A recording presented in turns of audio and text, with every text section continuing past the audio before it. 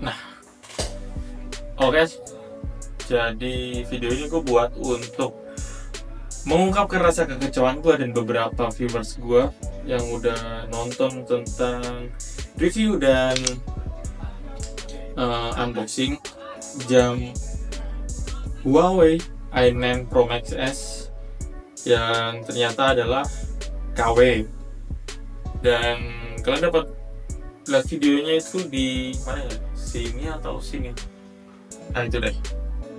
Dan ya memang ada salah gue juga karena gue nggak cek 2 kali ya dengan harga yang mencurigakan, ya ini 190 ribuan. Dan bahkan setelah gue cek lagi, setelah gue review itu harganya malah jadi 185 ribu.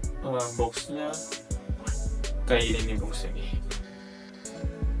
Dan pas gue cek jam ini juga namanya tuh bener-bener ejaannya tuh Huawei. Dan jadi udah gue yakin aja dan nggak tahu kalau ada seller senakal itu sih, parah.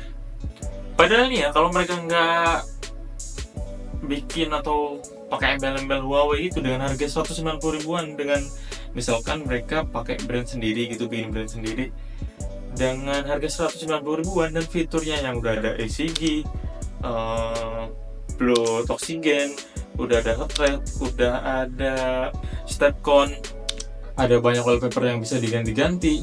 Ya menurut gue itu orang akan lebih respectnya sih kalau kayak gitu, dan lebih ya udah nggak ngerasa tertipu gitu loh. Kenapa?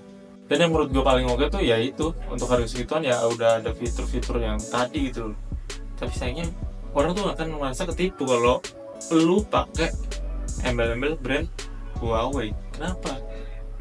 Tapi sayangnya mereka lebih milih untuk bawa-bawa brand Huawei ya.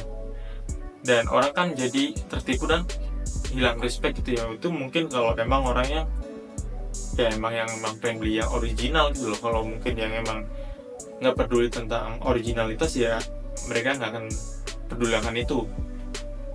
Dan gue nggak akan spill nama tokonya karena ya udahlah, biarin itu, biar urusan dia sama Tuhan aja.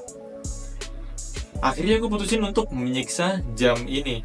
Udah sempat gue pakai untuk bulu tangkis, gue pakai di kanan biar emang kena getaran terus menerus gitu ketika gue mukul koknya pakai raket, tapi masih bertahan bro.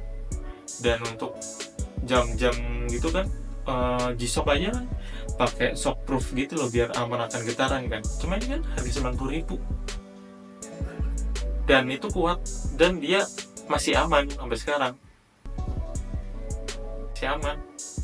Wallpapernya juga udah gue custom tuh jadi lucu kan.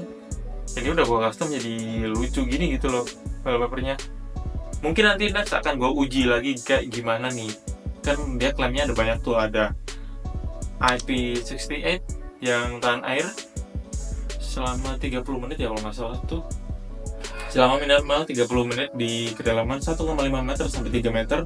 Dan apa ya, KW nya kerasa banget pas gue pakai untuk bulu tangkis, karena kan gue mau cobain fiturinnya, fitur sportnya.